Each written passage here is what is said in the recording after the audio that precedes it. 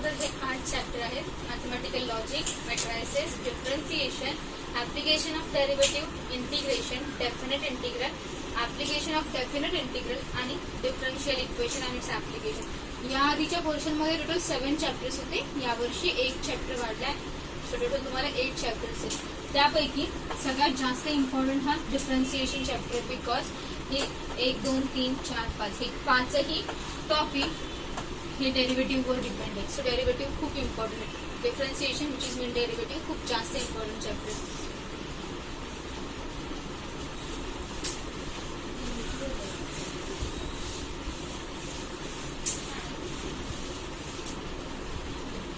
So first we will start with logic.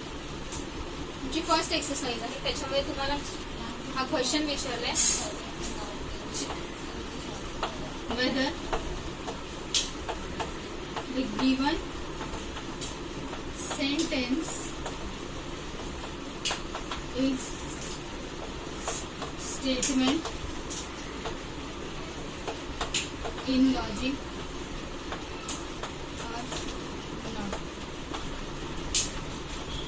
तुम्हाला check करायचंय की दिलेला सेंटेन्स लॉजिक मध्ये स्टेटमेंट आहे की नाही.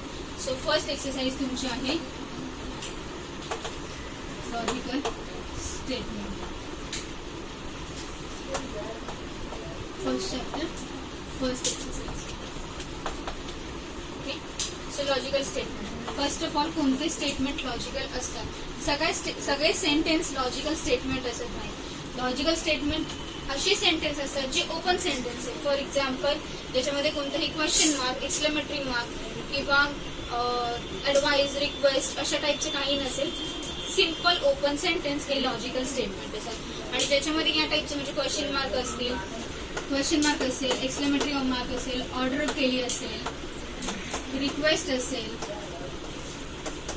सजेस्ट केलं असेल तर ते लॉजिकल स्टेटमेंट असतात. ओके, आपण एक्झाम्पल बघूया.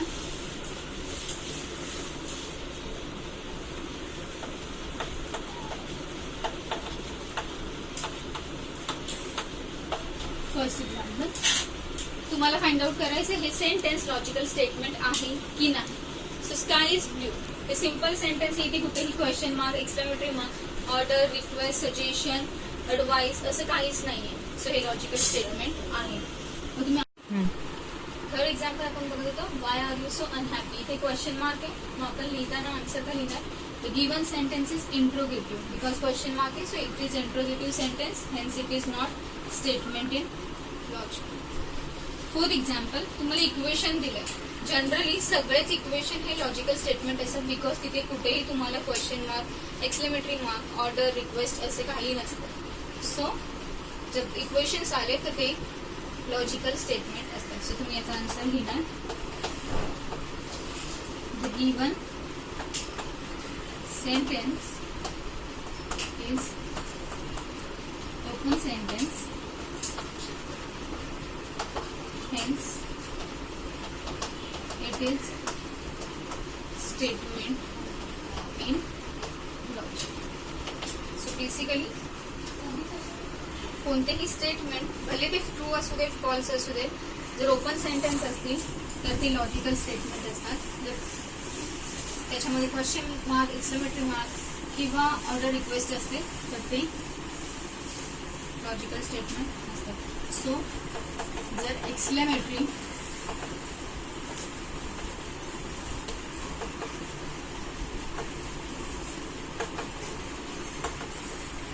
इंट्रोगेटिव्ह आणि जर इम्पेरेटिव्ह एक्सक्लेमेटरी मार्क हे आयडेंटिफाय होतं, हे क्वेश्चन मार्क होतं आणि हे ऑर्डर, रिक्वेस्ट, ऍडवाइस. सो ह्या 3 कंडिशन पैकी कोणतीही एखादी कंडिशन असेल तर दिलेलं स्टेटमेंट लॉजिकल नसतं. जर ओपन सेंटेन्स असेल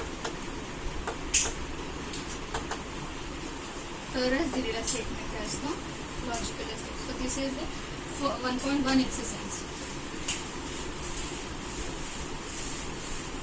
याच एक्सरसाइज मध्ये तुम्हाला अजून एक क्वेश्चन आहे की दिलेला स्टेटमेंट लॉजिकल आहे की नाही हे ओळखायचं आणि त्याची ट्रुथ व्हॅल्यू फाइंड आउट करायची. So second part same exercise मध्ये आहे ट्रुथ व्हॅल्यू. आपल्याकडे दोन टाईपच्या ट्रुथ व्हॅल्यू असतात, एक T capital T capital F. Capital T which is mean true, capital F म्हणजे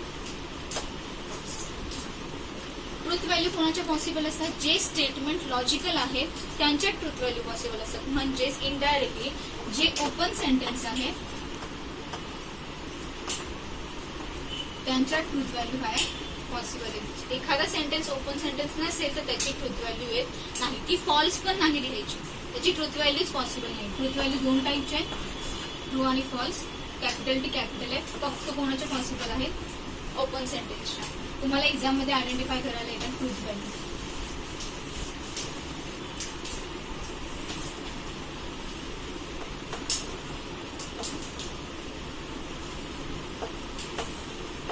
square of every prime number is positive. Suppose हे एक्झाम्पल आहे की तुम्हाला सांगितलं square of every prime number is positive. So first of all दिलेला sentence open sentence आहे का, हो, बिकॉज इथे कुठेही question mark exclamatory mark imperative iterative असे कोणतेही सेंटेन्स नाही. So the given sentence is open sentence, hence it is statement in logic. आता मी तुम्हाला विचारलं याची ट्रुथ व्हॅल्यू सांगा, ठीक आहे, हा ओपन सेंटेन्स आहे तर याची ट्रुथ व्हॅल्यू सांगा. सो ट्रुथ व्हॅल्यू इज काय असणार, square of every prime number is positive. कोणत्याही संख्येचा स्क्वेअर हा नेहमीच काय असतो, पॉझिटिव्ह. सो हे स्टेटमेंट काय आहे, ट्रू आहे. So it is capital. Clear. जर हे फॉल्स असेल तर कॅपिटल एफ येणार.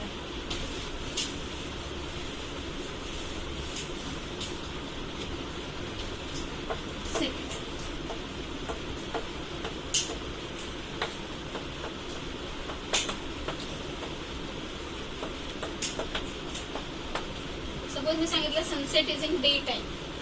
ओके, सो काय येणार, हे ओपन सेंटेन्स आहे. सो म्हणून गिवन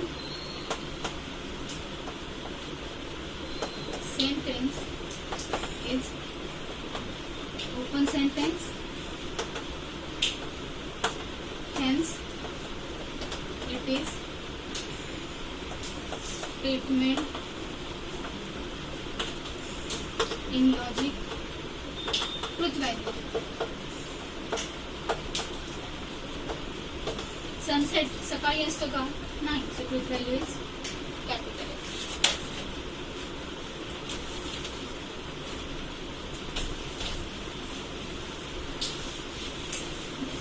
थर्ड एक्झाम्पल,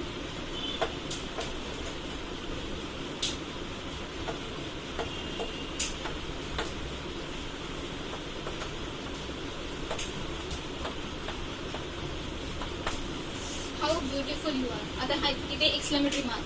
जर मी तुम्हाला अशी ट्रुथ व्हॅल्यू सांगितली फाइंड आउट करायला, हा ओपन सेंटेन्स आहे का, नाही. हा कोणता सेंटेन्स आहे, एक्सक्लेमेटरी सेंटेन्स आहे. सो तुम्ही लिहिणार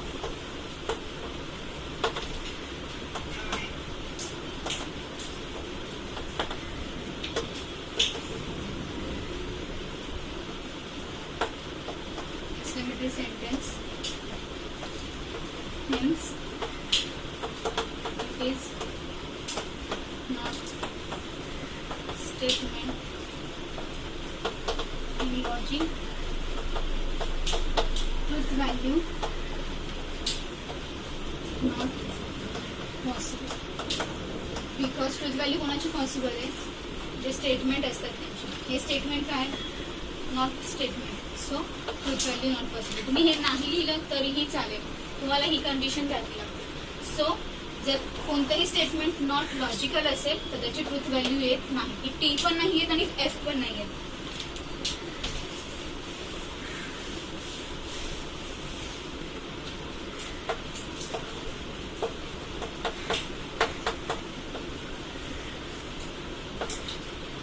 स्टेटमेंट लॉजिकल आहे कारण हे ओपन आहे, ओपन सेंटेन्स आहे. ट्रूथ व्हॅल्यू काय असणार? Capital D capital F. कोणता तरी एक्सचा इथे नंबर घेतल्यावर आन्सर 18 येणारच आहे. किती नंबर असल्यावर? 13. सो कधीतरी हे ट्रू स्टेटमेंट असणार आहे म्हणून त्याची ट्रूथ व्हॅल्यू काय येणार? कॅपिटल. ठीक आहे, सगळ्या नंबरसाठी नसेल ते ट्रू, पण कोणत्या तरी एका पर्टिक्युलर नंबरला ते ट्रू स्टेटमेंट असणार आहे म्हणून याची ट्रूथ व्हॅल्यू काय येणार? कॅपिटल. सो तुमची 1.1 एक्सरसाइज कंप्लीट झाली आहे. तुम्ही सॉल्व्ह करून घ्या. फर्स्ट एक्सरसाइज झाली ज्याच्यामध्ये आपण चेक केलं की लॉजिकल स्टेटमेंट कसे ओळखायचे. फॉर एक्झाम्पल, जर एखादा ओपन सेंटेन्स असेल तर तो लॉजिकल स्टेटमेंट असतो. जर एखाद्या सेंटेन्स मध्ये question mark, exclamatory mark, order, request असेल तर ते लॉजिकल स्टेटमेंट नसतात. आज आपण 1.2 एक्सरसाइज बघणार आहोत ज्याच्यामध्ये तुम्हाला सिम्बॉलिक फॉर्म लिहायचे असतात. तुम्हाला पर्टिक्युलर सेंटेन्स दिलेले असणार, 2 सेंटेन्स. आतापर्यंत तुम्ही सिंगल सेंटेन्स साठी चेक करत होतो. तुम्हाला आता कंपाऊंड सेंटेन्स दिलेले असणार, मीन्स 2 सेंटेन्स एकत्र असणार आणि तुम्हाला त्याचा सिम्बॉलिक फॉर्म घ्यायचा आहे. सो टोटल आपल्याकडे 5 टाईपचे सिम्बॉलिक फॉर्म आहे. First, conjunction. त्याचा सिम्बॉल हाय, डाऊन, कोणते वर्ड्स असतात? कोणत्याही सेंटेन्स मध्ये कनेक्टिव्ह वर्ड असतात. त्या कनेक्टिव्ह वर्ड वरून आपण आयडेंटिफाय करू शकतो की कोणता सिम्बॉल यूज करायचा. फॉर एक्झाम्पल, जर कंजंक्शन असेल तर तिथे and, but, yet, though, still, moreover यापैकी कोणताही एक शब्द असेल तर तो असणार अँड. अँडचा सिम्बॉल जो हा असतो म्हणजे कंजंक्शन. ओके. सपोज जर एखाद्या वाक्यामध्ये ऑर किंवा ऑल्दो असेल तर तुम्ही वापरणार डिसकंजंक्शनचा सिम्बॉल, तो या टाईपचा असतो. जर एखाद्या वाक्यामध्ये नॉट किंवा नो असेल तर तिथे असतो निगेशन, त्याचा सिम्बॉल हा. ओके. सपोज एखादा वाक्य इफ आणि देन मध्ये असेल म्हणजे स्टार्टिंग इफ ने होत असेल आणि मिडलला देन असेल किंवा मिडलला फक्त इफ असेल तर तो असतो कंडिशनल किंवा इम्प्लिकेशन, जो आपण सिंगल हेडेड एरोने इंडिकेट करतो. आणि सपोज एखाद्या सेंटेन्स मध्ये जर इफ अँड ओनली इफ असेल तर तो असतो bi condition, that is mean double implication, जो आपण डबल हेडेड एरोने इंडिकेट करतो. हे सिम्बॉलिक फॉर्म तुम्हाला पूर्ण चॅप्टरसाठी इम्पॉर्टंट आहे. अँडचा सिम्बॉल, ऑरचा सिम्बॉल, निगेशन, इम्प्लिकेशन आणि हे डबल इम्प्लिकेशन. ओके.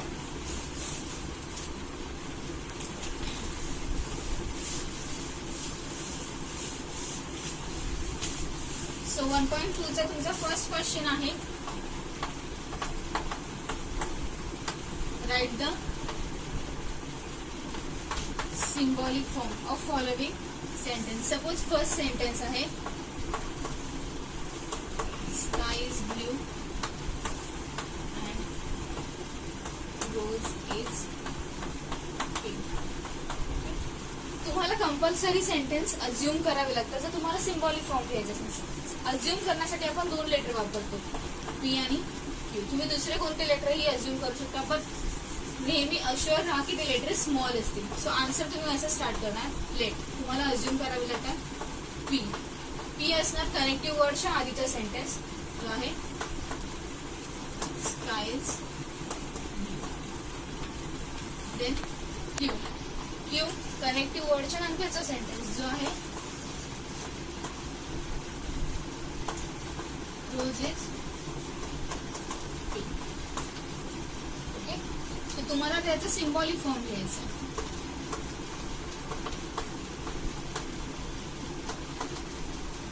कोणत्या वर्डने कनेक्ट आहे?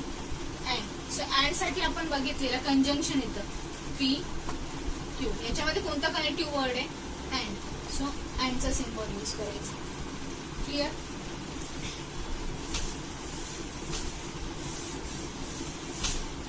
Second example.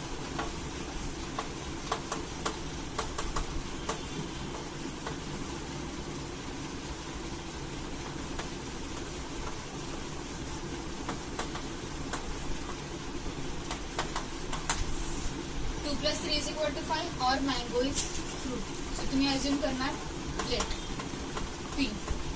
First sentence Q. Second sentence mango is fruit. तुम्हाला सिम्बॉलिक फॉर्म लिहायचा.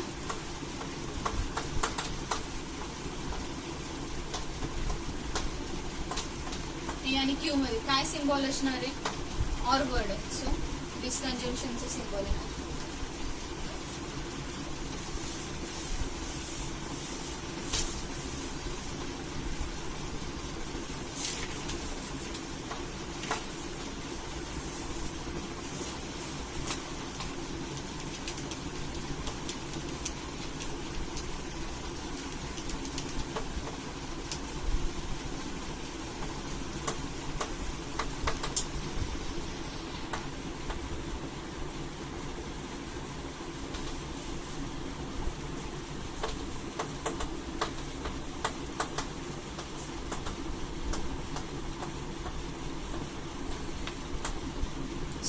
कोणताही कनेक्टिव्ह वर्ड नाहीये, पण जर तुम्ही नीट चेक केलं तर इथे नॉट आहे.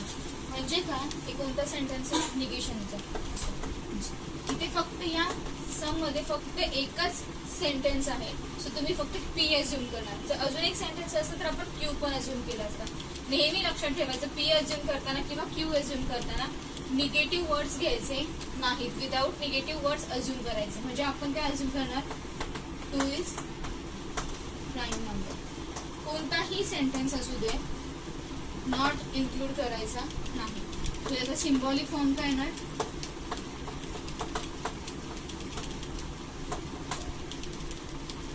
निगेशन, बिकॉज इथे काय not.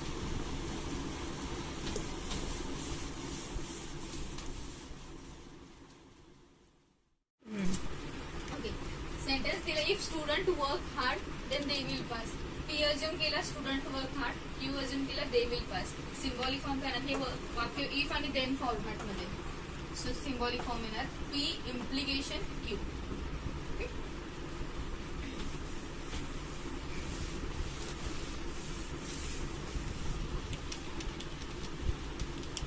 Then fifth,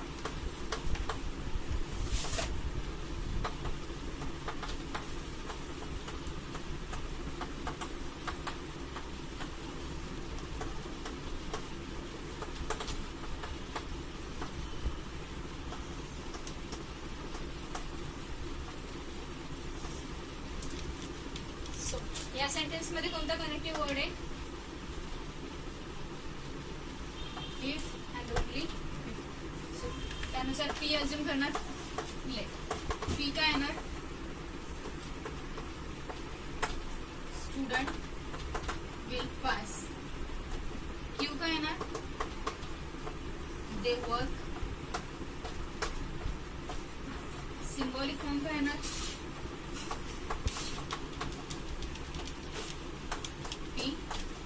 double implication. So तुमचा 1.2 मधला फर्स्ट क्वेश्चन कंप्लीट झाला आहे. नाउ सेकंड क्वेश्चन, तुम्हाला ट्रूथ व्हॅल्यू फाइंड आउट करायची. 1.2 मध्ये फक्त तुम्हाला अँड आणि ऑरच आहे. इम्प्लिकेशन, निगेशन आणि डबल इम्प्लिकेशन पुढच्या एक्सरसाइज मध्ये. सो फक्त अँड आणि ऑरचे सिम्बॉलिक फॉर्म तुम्हाला 1.2 मध्ये आहे. सो ते एक्सरसाइज मध्ये तुम्ही, लॉजिक मध्ये सगळ्यात इम्पॉर्टंट आहे ट्रूथ टेबल. या ट्रूथ टेबलवर तुम्हाला पुढच्या सगळ्या एक्सरसाइज डिपेंड्स आहे. सो ट्रूथ टेबल मध्ये तुम्हाला अँडचा टेबल आहे, ऑरचा टेबल आहे, इम्प्लिकेशन आहे, डबल इम्प्लिकेशन आणि निगेशन. टोटल 5 ट्रूथ टेबल आहे. तुम्हाला ते बाय करावे लागतील. काही ट्रिक्स पण मी देईल तुम्हाला, जेणेकरून तुम्हाला सोपे जातील हे ट्रूथ टेबल लक्षात ठेवायला. सगळ्यांचं पी आणि क्यू सेम असे एक्सेप्ट निगेशन. निगेशन मध्ये फक्त टी आणि एफच येतो. या डिफरंट कंडिशन्स आहेत आणि तुम्हाला त्याचा आन्सर काही हे प्रेडिक्ट करायचं असतं. फॉर एक्झाम्पल, मी अँडचा ट्रूथ टेबल तयार केलाय. सो अँडच्या ट्रूथ टेबल मध्ये जर 2 कन्सेप्ट किंवा 2 व्हॅल्यू टी असतील तर आन्सर येणार टी. जर टी आणि एफ असेल तर आन्सर येणार एफ. हे जर अपोजिट असेल, एफ आणि टी, तर आन्सर एफ. आणि एफ अँड एफ असेल तर आन्सर एफ. सो याची हिंट ही आहे की अँड मध्ये जर एक जरी व्हॅल्यू फॉल्स असेल तर आन्सर नेहमी काय येतं, फॉल्स. तुम्ही नीट चेक केलं, इथे दोन्ही व्हॅल्यू ट्रू होत्या तर आन्सर काय आला, इथे एक फॉल्स आला, आन्सर फॉल्स. मी काय सांगितलं, एक जरी व्हॅल्यू फॉल्स असेल तरी आन्सर फॉल्स असणार. सो जिथे तुम्हाला फॉल्स दिसेल अँडच्या कंडिशन मध्ये, तिथे आन्सर येणार फॉल्स, अदरवाईज असणार. सेम तशीच ऑरची कंडिशन आहे. ऑरच्या कंडिशन मध्ये मी हिंट अशी दिली आहे, जर एक जरी टी असेल तरी आन्सर काय येणार टी. सो हे दोन्ही सेमच आहेत. साठी पण आणि ऑर साठी आन्सर डिफरंट वेरीज होतं. ऑर मध्ये एक जरी टी असेल तरी आन्सर येते टी. सो टी और टी आन्सर येणार टी. टी और एफ, एक टी आहे आन्सर टी येणार. एफ और टी, एक टी आहे आन्सर टी. एफ और एफ, इथे एकही टी नाहीये म्हणून आन्सर काय येणार. सो या कंडिशन तुम्ही लक्षात ठेवला तर हे टेबल पाठ करण्याची गरज नाहीये. थर्ड वन आहे इम्प्लिकेशन. इम्प्लिकेशनची कंडिशन थोडीशी वेगळी आहे. जर पहिला टी असेल आणि नंतर एफ असेल तरच फक्त आन्सर येतं. अपोजिट असेल तरी आन्सर टीच येतं. जर पहिला टी असेल आणि नंतर एफ असेल तरच फक्त आन्सर काय असणार एफ, अदरवाईज सगळे टी असणार. So T implication T T. T implication F, पहिला टी आहे नंतर एफ आहे, आन्सर येणार एफ. एफ इम्प्लिकेशन टी, पहिला टी नाहीये पहिला एफ आहे, सो आन्सर काय येणार T. F implication F, answer. म्हणजे फक्त ही कंडिशन तुम्हाला लक्षात ठेवायची इम्प्लिकेशनसाठी. फर्स्ट टी असेल देन एफ असेल तर आन्सर काय येतो एफ, अदरवाईज सगळे टी असतात. Double implication is quite simpler. Double implication मध्ये जर दोन लेटर सेम असतील तर आन्सर टी, दोन लेटर डिफरंट असतील तर answer F. For example T double implication T, T double implication T, answer T येणार. F double implication F, answer T. Answer आपण इथे जर चेक केलं तरी लेटर डिफरंट आहे, सो आन्सर काय आले. निगेशन म्हणजे ऑपोजिट. जर ट्रू असेल तर त्याचं निगेशन फॉल्स येणार आणि फॉल्स असेल तर त्याचं निगेशन ट्रू येणार. तुम्हाला या हिंट सगळ्यात जास्त इम्पॉर्टंट आहेत. या हिंट जर लक्षात असेल तर हा टेबल बाय हार्ट करण्याची गरज नाहीये, ते आपोआप लक्षात येईल. अँडची कंडिशन ही आहे, एक जरी फॉल्स असेल तरी आन्सर फॉल्स. ऑरची कंडिशन एक जरी ट्रू असेल तरी answer true. Implication first T then F, answer F, otherwise all T. Double implication same letter T different letter F. आणि निगेशनची कंडिशन आहे, एक जर टी असेल तर त्याच्या ऑपोजिट घ्यायचं फॉल्स, आणि फॉल्स असेल तर त्याच्या ऑपोजिट घ्यायचं. 1.2 मध्ये सेकंड क्वेश्चन आहे जिथे तुम्हाला फाइंड आउट करायचं truth value of following sentence. या एक्सरसाइज मध्ये फक्त अँड आणि ऑरच्या ट्रूथ व्हॅल्यू विचारले आहेत. इम्प्लिकेशन, डबल इम्प्लिकेशन आणि निगेशनचे विचारलं नाही. सो मी तेवढाच कव्हर करते, बाकीच्या मी नंतर कव्हर करेन. Okay. So first sentence, sky is blue and 2 is prime number. So आपण पहिला पी अजून करणार. Sky is blue. क्यू अजून करणार. 2 इज प्राईम नंबर. तुम्हाला सिम्बॉलिक फॉर्म लिहावा लागतो. सिम्बॉलिक फॉर्म काय ना, पी आणि क्यू मध्ये कोणता सेंटेन्स वर्ड आहे अँड. सो अँड येणार. Truth value, truth value of P is, sky blue कलरचा असतो सो ट्रूथ व्हॅल्यू येणार capital P. Truth value of Q is, क्यूची ट्रूथ व्हॅल्यू काय येणार 2 is prime number, 2 prime number आहे so ते येणार P. Final truth value of sentence, पीची ट्रूथ व्हॅल्यू टी अँड क्यूची ट्रूथ व्हॅल्यू टी. सो अँडची कंडिशन काय असते, एक जरी फॉल्स असेल तरी आन्सर फॉल्स. इथे दोन्ही ट्रू आहेत, आन्सर काय येणार ट्रू. हे नेहमी इक्विव्हॅलंट साईनने दाखवायचं असतं, कधीही इक्वल्स टू वापरायचं नाही लॉजिकमध्ये. Clear. So this is first example.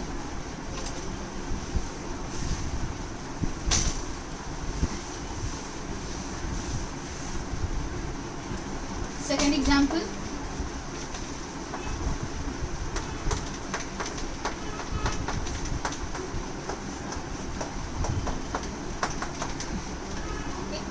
Me P assume करणार. लेट पी काय अज्यूम केला first sentence, rose is P. Q assume केला second sentence, 2 + 3 = 6. Symbolic form P आणि क्यू मध्ये कोणता वर्ड आहे ऑर. सो ऑर लिहिणार. Truth value of P is, rose pink कलरचा असतो, truth value is P. Truth value of Q is 2 + 3 6 होतात का? नाही, हे फॉल्स स्टेटमेंट आहे. त्याचं काय येणार ट्रूथ व्हॅल्यू? कॅपिटल आहे. सो तुमची ट्रूथ व्हॅल्यू काय येणार स्टेटमेंटची? Truth value of statement P ची ट्रूथ व्हॅल्यू और क्यू ची ट्रूथ व्हॅल्यू. और मध्ये एक जरी ट्रू असेल तरी आन्सर काय येतं? ट्रू. सो याचा आन्सर काय येणार? Capital. Clear? Now last example.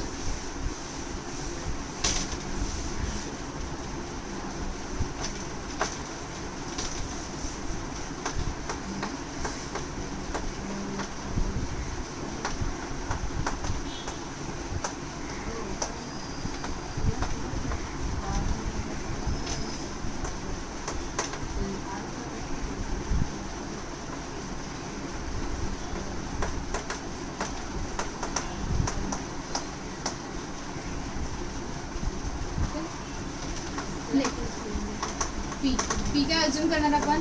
16 is perfect square.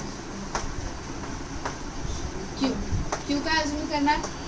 8 is divisible by 3. Symbolic form काय येणार?